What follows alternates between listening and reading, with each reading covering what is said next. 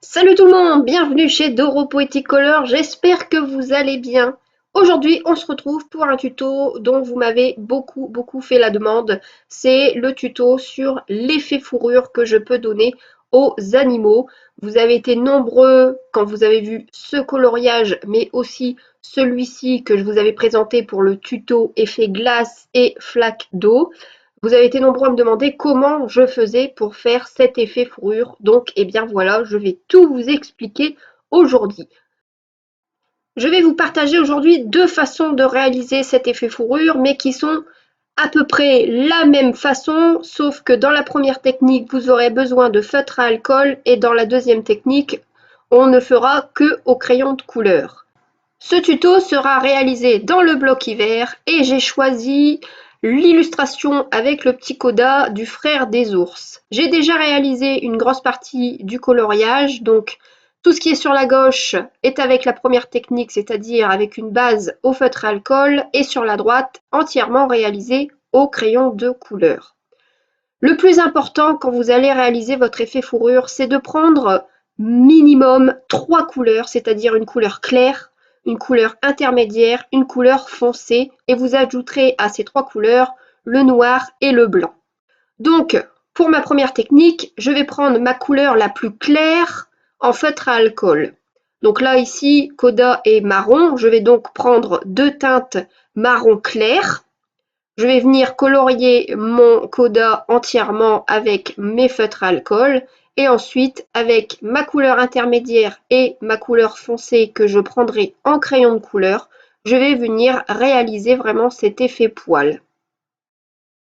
Cette technique est très bien pour tous les coloriages sur bloc ou tous les coloriages dans les livres où il n'y a pas d'illustration recto verso parce que comme vous le savez, le feutre à alcool traverse énormément et surtout n'oubliez pas de protéger vos illustrations qui se trouvent derrière avec une feuille assez épaisse genre fiche Bristol parce que c'est vrai que le feutre à alcool traverse vraiment beaucoup, donc si vous mettez un simple papier d'imprimante tout fin, ça risquerait de traverser aussi ce papier, donc n'hésitez pas à mettre quelque chose de très épais.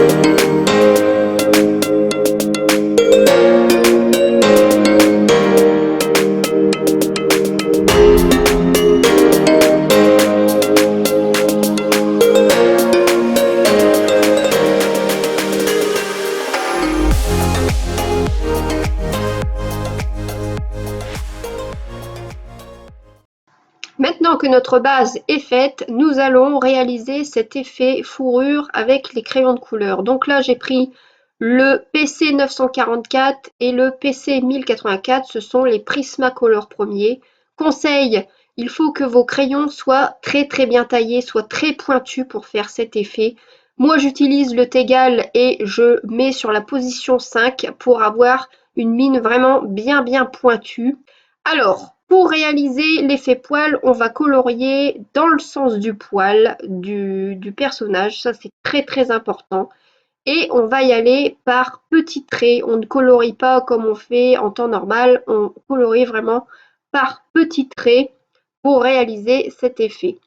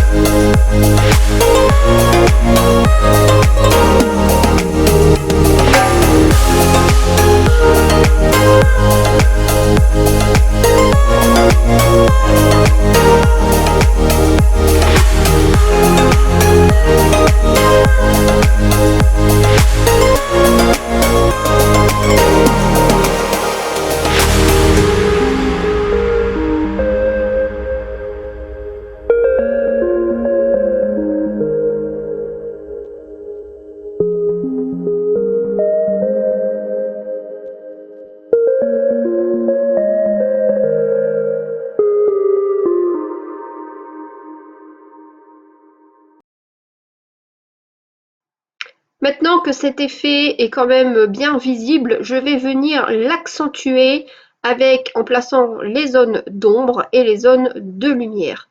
Pour ce qui est des zones d'ombre, mon noir commence à rétrécir, donc du coup j'utilise dans la gamme des Prismacolor le gris le plus foncé pour remplacer le noir, et j'utilise le noir un petit coup de temps en temps quand vraiment on doit avoir quelque chose de très intense. Donc ici je vais avec mon gris le plus foncé placer mes zones d'ombre, et ensuite avec le blanc je vais venir accentuer mes zones de lumière, et vous allez voir qu'avec une base au feutre à alcool, eh bien le crayon blanc ressort vraiment beaucoup, et je trouve que l'effet lumière du coup est vraiment très très très joli.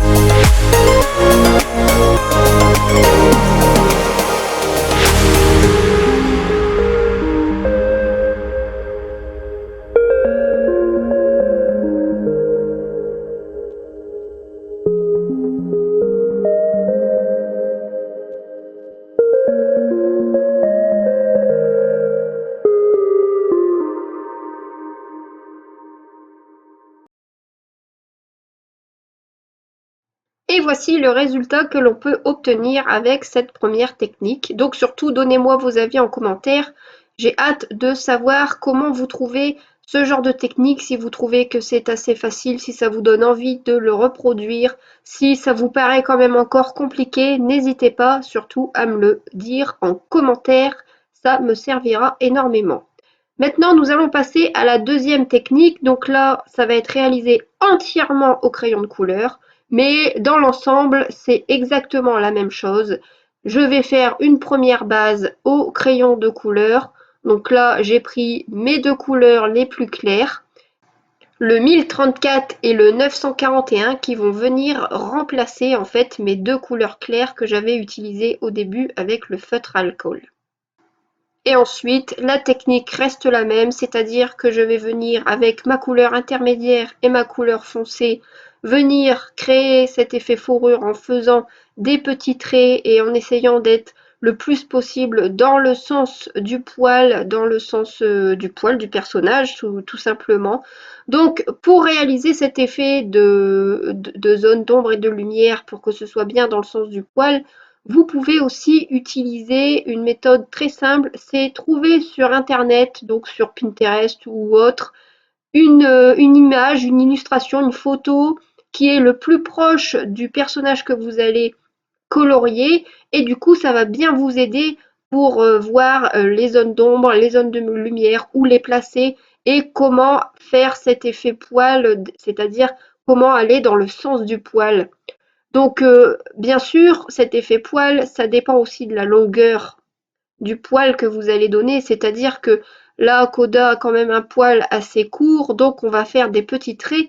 Mais si vous faites un chien ou autre avec un poil beaucoup plus long, n'hésitez pas à faire des traits plus longs, du coup, des traits plus grands pour que votre effet a l'air d'être plus long, comme vous avez pu le remarquer par exemple sur les chiens que j'ai réalisés dans le bloc, dans l'illustration bloc, où les poils sont plus longs, donc du coup j'ai fait des traits beaucoup plus longs. Mais sinon, la technique reste la même, c'est exactement pareil, il suffit juste de s'adapter au poil de l'animal.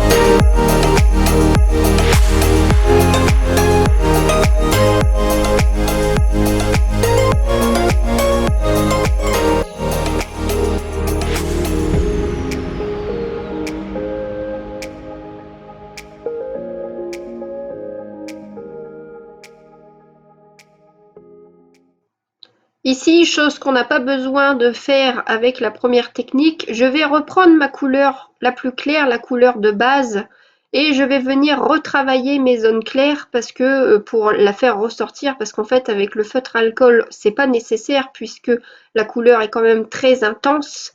Mais ici, ça va être nécessaire de refaire ce passage avec la couleur la plus claire déjà d'une pour faire ressortir la couleur claire et aussi pour blender un peu les couleurs entre elles et pour éviter qu'il y ait trop de démarcation ou de traces.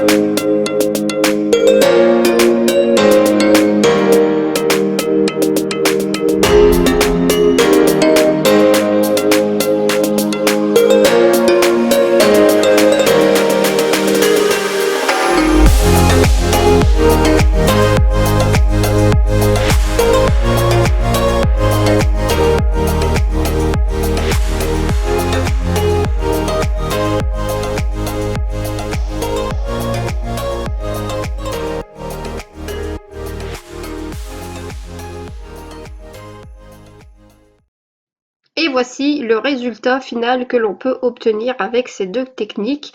Eh bien, n'hésitez pas à me dire en commentaire la technique que vous préférez, le rendu que vous trouvez le mieux, si ça vous a donné envie d'essayer ou si vous trouvez ça encore trop compliqué. Voilà, n'hésitez pas à me le dire en commentaire parce que ça peut, pour mes prochains tutos, essayer de faire des choses un peu plus simples si vous trouvez que c'est encore beaucoup trop compliqué. Et bien voilà, la vidéo touche à sa fin. Je vous mettrai en commentaire toutes les références des crayons de couleur que j'ai utilisés dans ce tuto en Prismacolor, et puis j'essaierai de vous les mettre, enfin je vais vous les mettre aussi en Polychromos et en New Doer, les gangouis. Et bien voilà, je vous fais des gros bisous, je vous dis à très bientôt dans une prochaine vidéo, et n'hésitez pas à mettre vos avis en commentaire. Bye bye!